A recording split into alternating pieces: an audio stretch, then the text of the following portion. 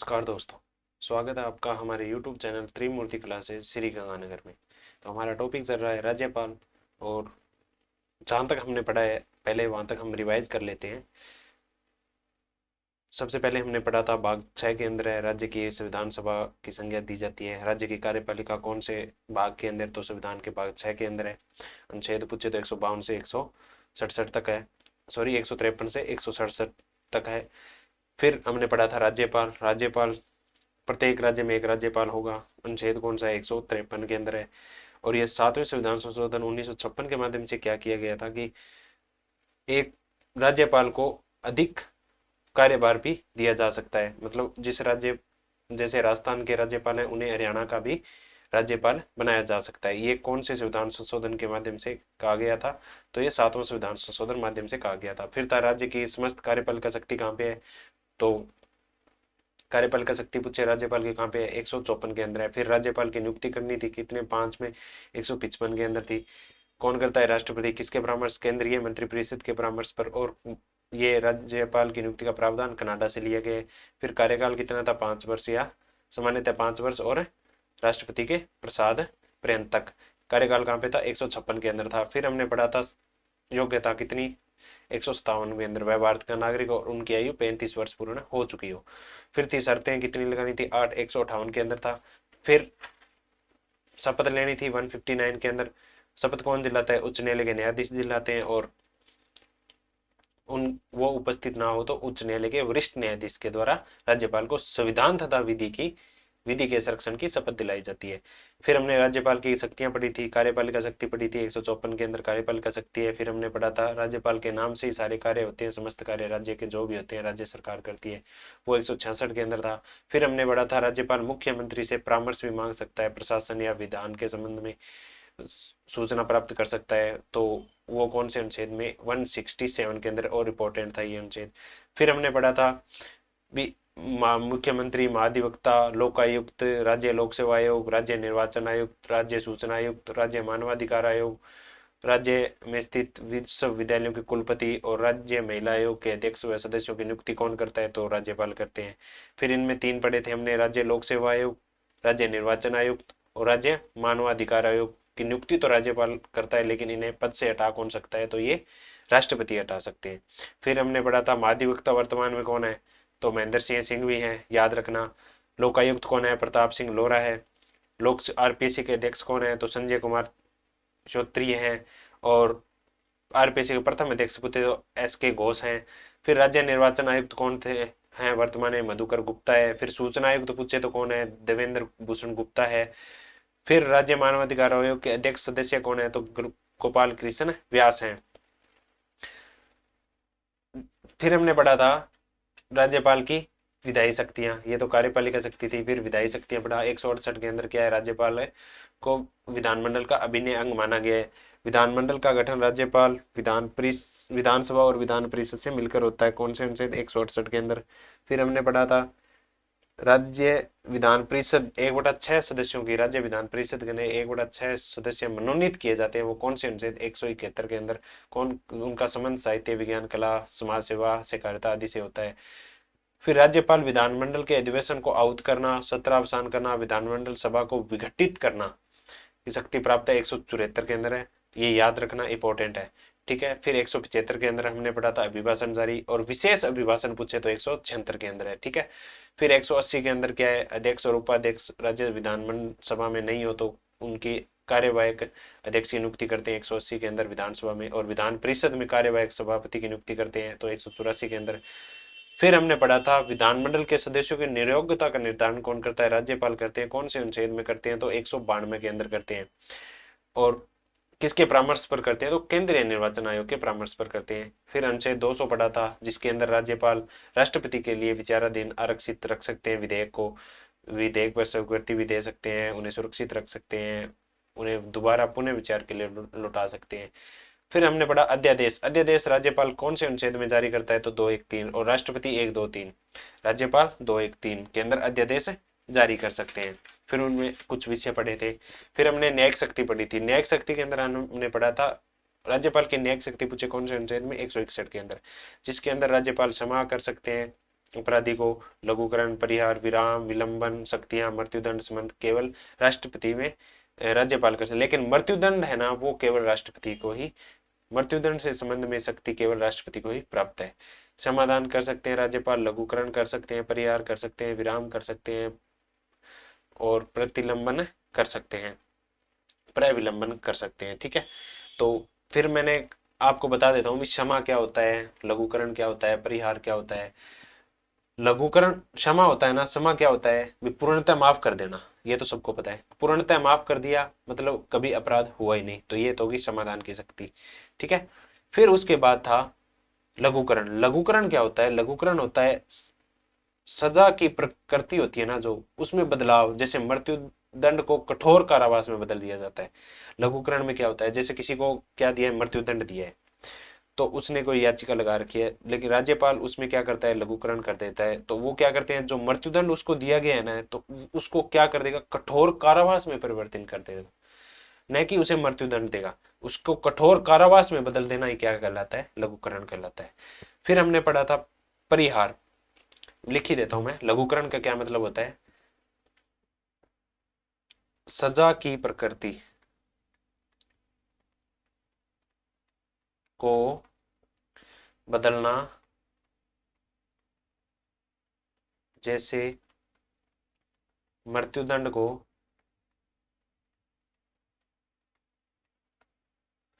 कठोर कारावास में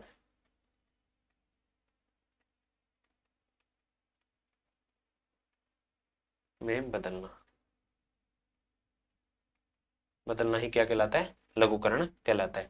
फिर है परिहार। परिहार का मतलब क्या होता है, सजा दी हुई है किसी व्यक्ति को, उसकी अवधि में बदलाव कर देना, जैसे 2 वर्ष के कठोर, किसी को 2 वर्ष या 5 वर्ष का कठोर कारावास दिया हुआ है, जैसे 5 वर्ष का उसे कठोर कारावास दिया हुआ है, तो वो उसमें क्या करते हैं, 3 वर्ष का कर देते हैं, लेकिन वो सजा की प्रवृत्ति है ना वो कठोर ही रहेगी, न कि सामान्य हो जाएगी, तो उसे क्या कहते हैं, परिहार। परिहार कर दिया, उसके अंदर क्या किया, कोई 5 साल की सजा उसे कठोर कारावास की दी हुई है, और उसमें क्या कर दिया, कठोर कारावास को 1 वर्ष के कठोर कारावास या 2 वर्ष के कठोर कारावास में बदल देना ही क्या कहलाता है, मतलब सजा की प्रवृत्ति को कम कर देना, 5 की जगह 3 कर दिया, लेकिन प्रवृत्ति कैसी थी, कठोर थी, तो कठोर ही रखी, उसे क्या कहते हैं, परिहार कहते हैं।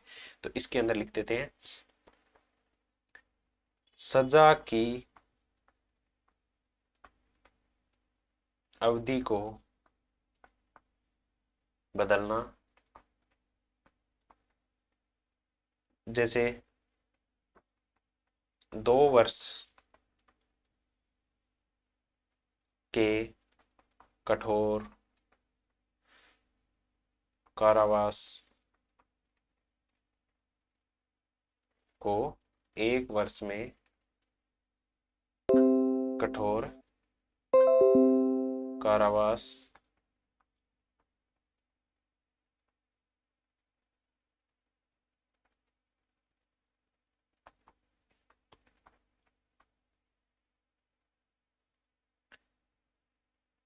में बदलना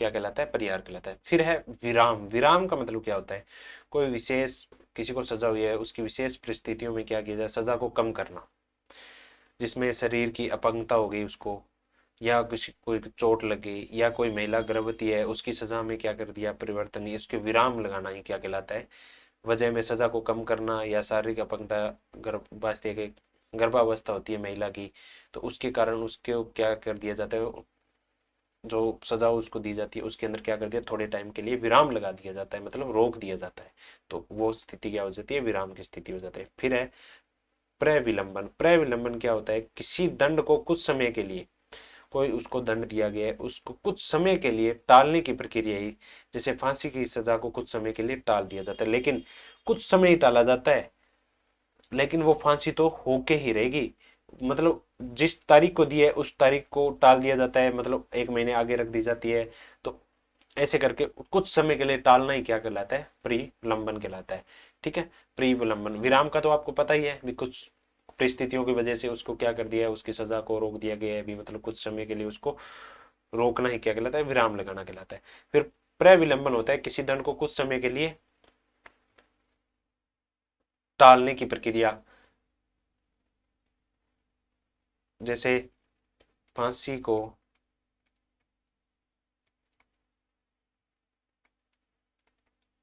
कुछ समय के लिए टालना, ये क्या कहलाता है? प्रविलंबन कहलाता है।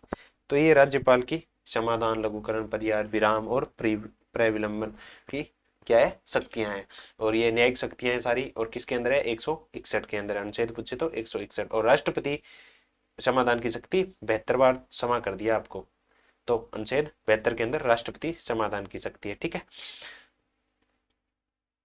फिर हम बढ़ते हैं ये कौन से में? 161 के अंदर। फिर 217, राज्यपाल के द्वारा उच्च न्यायालयों के न्यायाधीशों की नियुक्ति में राष्ट्रपति को परामर्श प्रदान किया जाता है। इंपॉर्टेंट, इंपॉर्टेंट कर लेना, इंपॉर्टेंट कर लेना।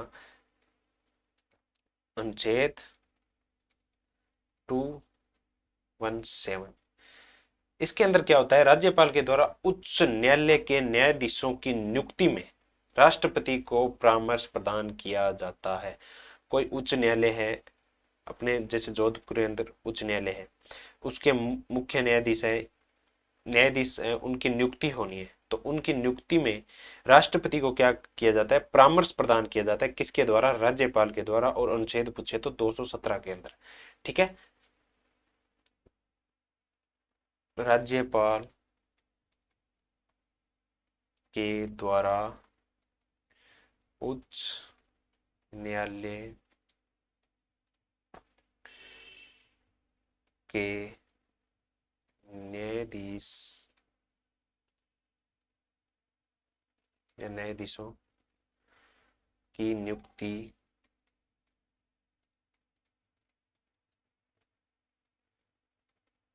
में राष्ट्रपति को परामर्श प्रदान किया जाता है। कौन से अनुच्छेद? 217 के अंदर। फिर है जिला न्यायाधीशों की नियुक्ति राज्यपाल के द्वारा की जाती है। कौन से अनुच्छेद के अंदर? 233 के अंदर। ये भी इंपॉर्टेंट कर लेना। जिला न्यायाधीशों, जिला न्यायाधीशों, सीधा क्वेश्चन आता है, जिला न्यायाधीशों की नियुक्ति कौन करता है? तो राज्यपाल करता है। की नियुक्ति कौन से अनुच्छेद में करते हैं? तो 233 के अंदर। राज्यपाल के द्वारा की जाती है। ठीक है, 217 के अंदर राज्यपाल के द्वारा उच्च न्यायालय के न्यायाधीशों की नियुक्ति में राष्ट्रपति को परामर्श दिया जाता है, और जिला न्यायाधीशों की नियुक्ति राज्यपाल करते हैं। और कौन से अनुच्छेद में? 233 के अंदर। ठीक है, ये तो थी न्यायिक शक्तियां, 161, 217, 233। ठीक है, जो इंपॉर्टेंट। फिर है वित्तीय शक्तियां। वित्तीय शक्ति क्या होती है? राज्यपाल के नाम से प्रतिवर्ष क्या है? बजट प्रस्तुत किया जाता है। ठीक है, समस्त धन विधेयक होते हैं वो राज्यपाल की पूर्ण सिफारिश से ही राज्य विधानसभा में रखे जाते हैं। फिर राज्य की आकस्मिक निधि पर राज्यपाल का नियंत्रण होता है। फिर पंचायती राज तथा नगर पालिका की वित्तीय स्थिति में की समीक्षा के लिए तथा उन्हें राज्य की संचित निधि से अनुदान प्रदान करने के लिए राज्यपाल द्वारा प्रत्येक 5 वर्ष में राज्य वित्त आयोग का गठन किया जाता है। राज्य वित्त आयोग का गठन कौन करते हैं? राज्यपाल करते हैं। कितने वर्षों के बाद कहते हैं? प्रत्येक 5 वर्ष के बाद किया जाता है। ये इनकी क्या हो जाती है? वित्तीय शक्ति हो जाती है। तो आगे हम इनकी वित्तीय शक्ति देख लेते हैं।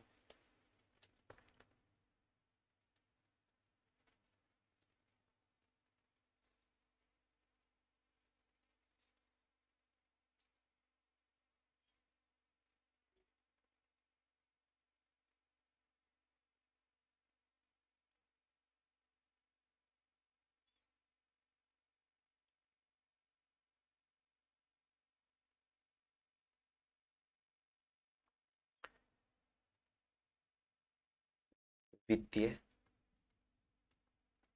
शक्ति, इसके अंदर क्या होता है? राज्यपाल के नाम से प्रतिवर्ष बजट प्रस्तुत किया जाता है। राज्यपाल के नाम से प्रतिवर्ष बजट प्रस्तुत किया जाता है। नंबर 2, समस्त धन विधेयक, समस्त धन विधेयक, धन विधेयक, समस्त धन विधेयक राज्यपाल की पूर्व सिफारिश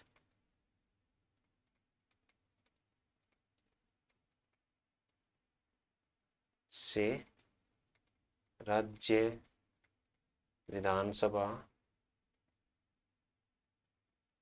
में रखे जाते, विधान परिषद में नहीं, विधानसभा के अंदर रखे जाते हैं। ठीक है, धन विधेयक राज्यपाल की पूर्ण, मतलब राज्यपाल से पहले ही परमिशन ले ली जाती है इसके बारे में। धन विधेयक पे पहले ही साइन होके राज्यपाल के, फिर धन विधेयक क्या किया जाता है, राज्य विधानसभा में रखा जाता है। और समस्त प्रतिवर्ष बजट प्रस्तुत किया जाता है, वो राज्यपाल के नाम से प्रतिवर्ष बजट प्रस्तुत किया जाता है। फिर नंबर 3 के अंदर क्या है, राज्यपाल की आकस्मिक निधि, राज्य की आकस्मिक निधि पर राज्यपाल का नियंत्रण होता है। ठीक है। नंबर 4, पंचायती राज तथा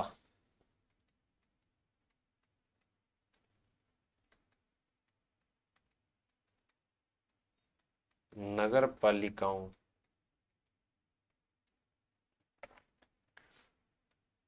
की वित्तीय स्थिति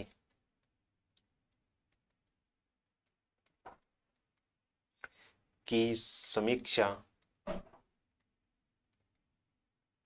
के लिए तथा उन्हें राज्य की संचित निधि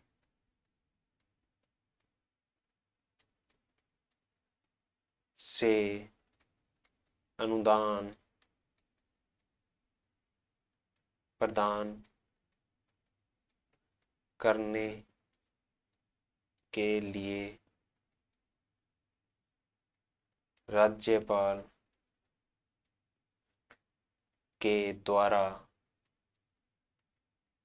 प्रत्येक 5 वर्ष पर राज्य वित्त आयोग का